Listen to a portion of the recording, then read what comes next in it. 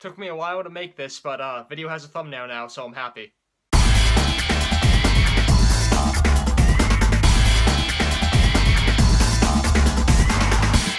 The Mummy. So The Mummy is a new movie starring Tom Cruise, and it is the first movie in the Universal Monsters universe. In case you guys haven't heard, the Dark Universe or Monsters universe, whatever they're calling it, is Universal taking all the classic movies that they made in the 30s and 40s, whether it be Dracula, Frankenstein, Creature from the Black Lagoon, or Invisible Man, and combining them into, like, doing standalone movies on each of them updated nowadays, and then doing some kind of Monster Mash team-up movie in the Avengers style. So it's a Monsters shared cinematic universe. This is the first installment we have here. In it, Tom Cruise and Jake Johnson are these grave robbers, and they stumble upon this kind of ancient Egyptian burial, but it turns out whatever's in there might be evil, might be coming back, and might be setting some kind of curse against humanity in the process. So I went into this movie and I was very curious because I'm a big fan of National Treasure type historical mystery movies. I'm a big fan of Tom Cruise movies. Edge of Tomorrow, Mission Impossible 5 are just two of his recent ones that were so good, and I'm a big fan of the director Alex Kurtzman. This was his first time directing a full-length feature movie. I really like the writing he's done in the past, whether it be on Lost or Hawaii Five-0. I think he's a very cool guy.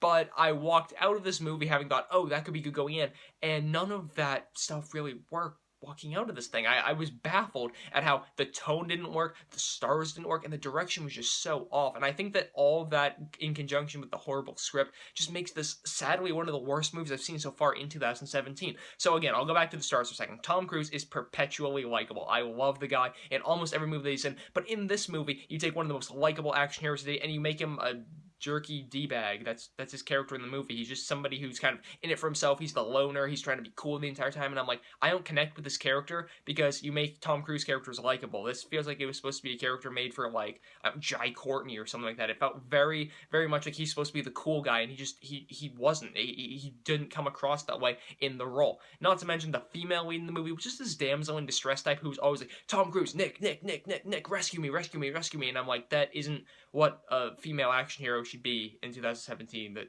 it felt very, very old-fashioned and very not something I wanted to see on the big screen after Wonder Woman, a very pro-feminist movie, came out just last week. So, again, weak characters on both fronts from those guys. Sophia Boutella was in the movie. She was the villain. She was like the ancient mummy who was like mummified and everything that now she's coming back with a vengeance. She was cool in the movie. The first sequence in the entire movie was actually her, like, backstory. And I thought that part was cool.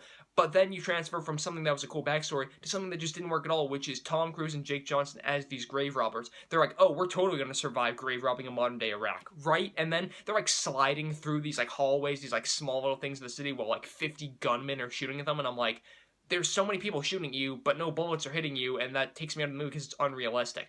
Speaking of unrealistic, if the action sequences involving them aren't unrealistic, the dialogue between all of them is unrealistic. It's so predictable, it's just so cheesy, so cliche. When you hear that 6 people worked on writing this movie, when typically it should be like 1 or 2, you understand there's a problem here, because so many people just wanted to make this movie the best thing it could be, that they just sacrificed the quality of the characters and of the dialogue that makes them more relatable to us. So, I walked out of this not really caring about any of the characters, not really caring about anything that they were doing. A lot of times they turn like almost to the camera and say, we need to do this because this is what's important to the plot of the movie. This is where we're going next. And I'm like, again, it's not anything anybody would say in real life.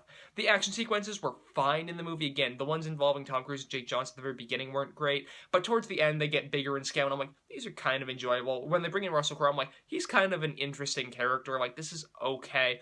But the problem throughout the entire movie is that it's so tonally all over the place, I just could not get behind it. Again, I'm a fan of Alex Kurtzman's work on TV, but one of the most recent movies he worked on was The Amazing Spider-Man 2. And say what you will about that movie, I actually kind of enjoyed it, but it was tonally all over the place. That movie had no idea what it wanted to be, and this movie, which he directed and wrote, Amazing Spider-Man 2 he only wrote, this movie he wrote and directed, it was tonally all over the place. It wanted to be an adventure movie like National Treasure, it wanted to be an action movie like Edge of Tomorrow, it wanted to be a Universal setup movie for the rest of its dark universe, it wanted to be a horror movie like the original Mummy kind of was, it wanted to be all of these things, and it didn't succeed at any of them because it was trying to juggle so much. It's like trying to juggle like 4 or 5 balls and just all of them falling on the ground because you have no idea how to juggle because you've never had any experience juggling before. Sorry, Alex Kurtzman, I'm looking forward to what you're doing next, man. You're a decent writer, but again, this movie just didn't work, and I'm sorry. So again, tonally being all over the place, having likable stars and unlikable roles that just kind of cancel each other out, and then having a script that was just super weak gives you, again,